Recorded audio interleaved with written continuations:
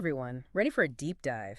Today we're going to be taking a look at Jordan B. Peterson's Maps of Meaning. Oh, yeah, I love that book. It's a really fascinating exploration of how we create meaning. Mm-hmm. Connecting those ancient myths to modern psychology and even neuroscience. It's like this journey to uncover the hidden patterns Yeah, in our beliefs and behaviors. definitely. We might even learn something about ourselves along the way. Absolutely. And, it's so interesting how Peterson starts the book. Oh, how's that?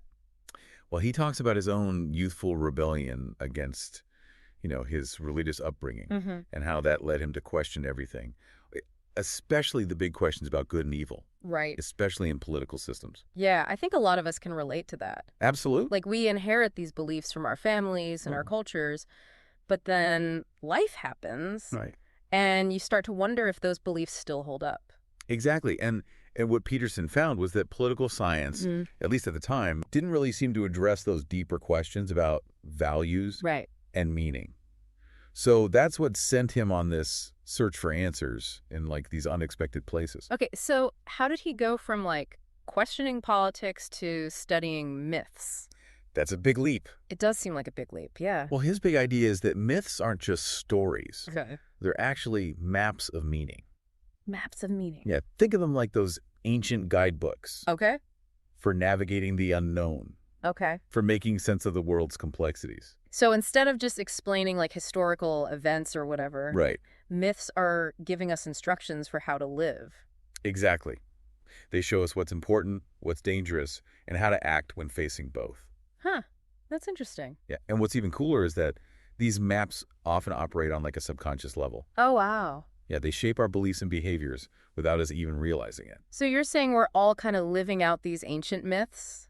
In a way, yeah. Like take the hero's journey, for example. Okay, yeah, I've heard of that. Yeah, that classic story arc Yeah. that shows up in myths and stories across cultures. Right. And it also reflects this deep psychological pattern in human behavior. Yeah, like the hero leaving their comfort zone. Right. Facing challenges, overcoming obstacles, and returning home transformed. Exactly. We see that everywhere, Yeah, from movies to personal growth narratives. for sure.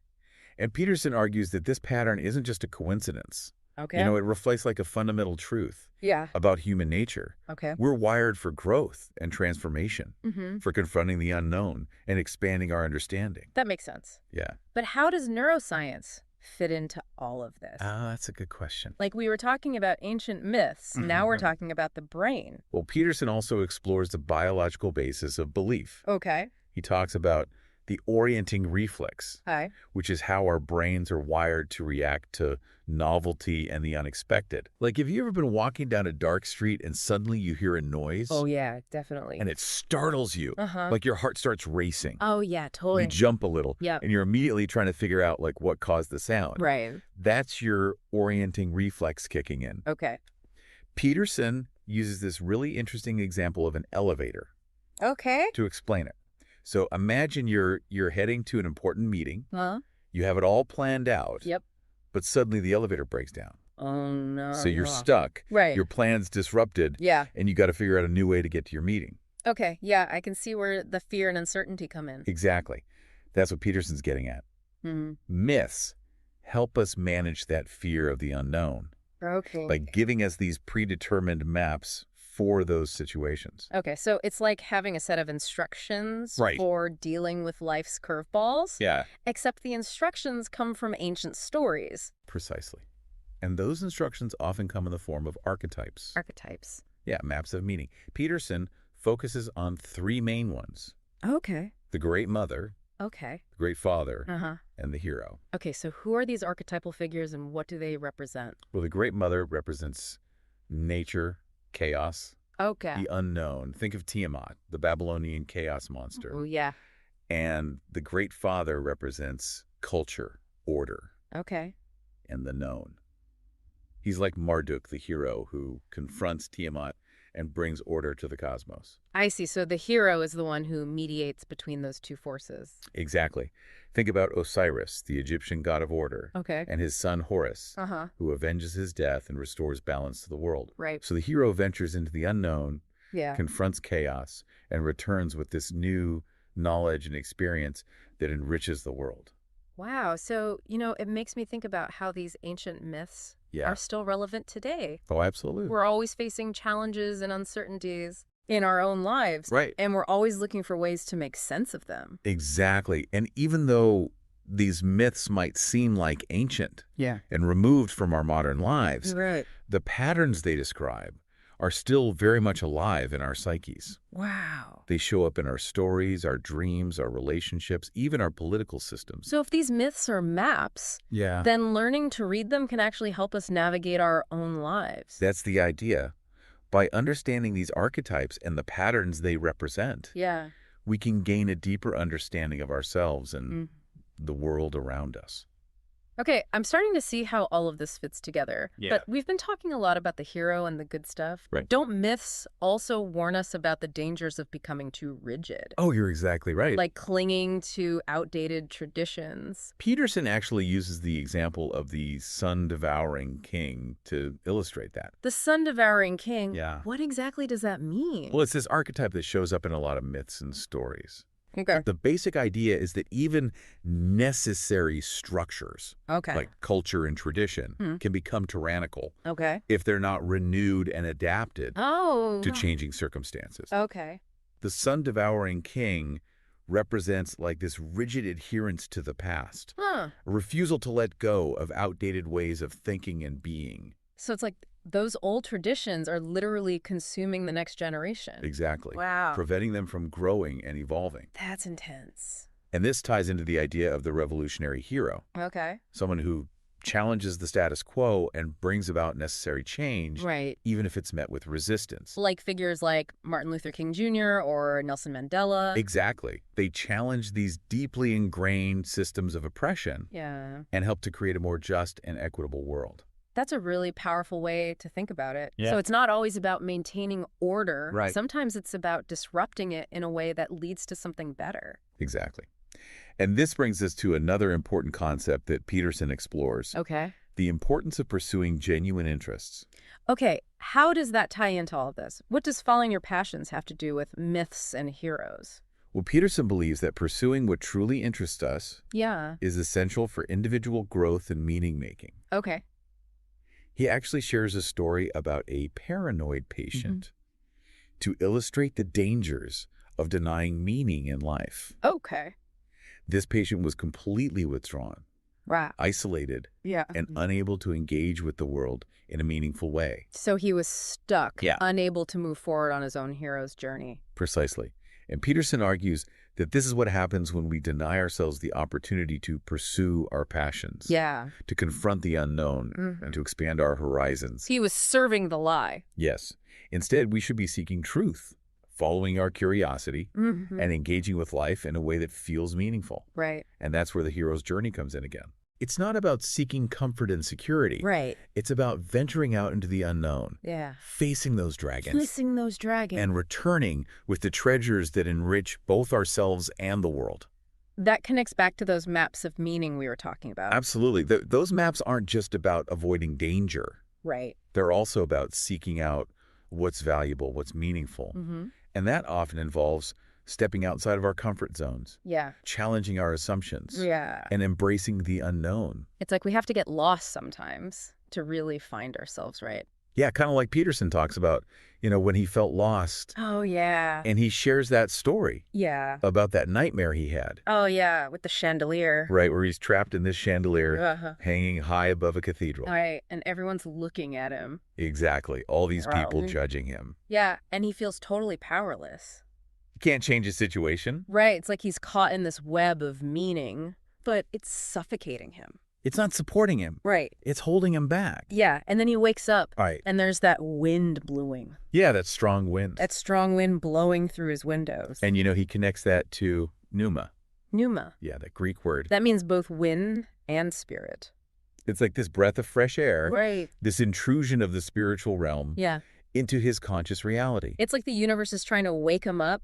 Yeah, shake him out of it Yeah. to show him that there's more to life than his narrow perspective. It makes me think about how we can get so stuck in our own heads. Absolutely. We get stuck in our own limited ways of seeing the world. Yeah. And it takes something dramatic sometimes. Yeah. Even something painful. Right. To break us out of those patterns. Exactly. And that's where his idea of maps of meaning comes in again. He talks about how we have these two systems of knowing. Okay. The knowing how system and knowing what system. Okay, so what's the difference between those?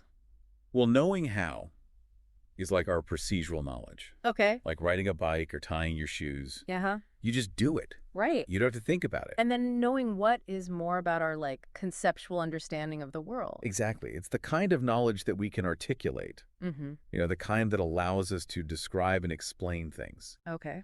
And Peterson argues that mythology kind of serves as a bridge. Between the two. Yeah, between those two systems. So myths are giving us both a practical guide for living and a way to understand the meaning behind those actions. Exactly. And it's through those narratives that we transmit knowledge across generations. Oh, wow. Yeah. Like the stories we tell. Yeah. Whether they're ancient myths or personal anecdotes. Right. They're essential for preserving and transmitting cultural and psychological wisdom. That makes you think about the stories that have shaped your own life. Oh, yeah, totally. Like the ones you've inherited from your family, your culture. Even the ones you tell yourself about who you are. Right.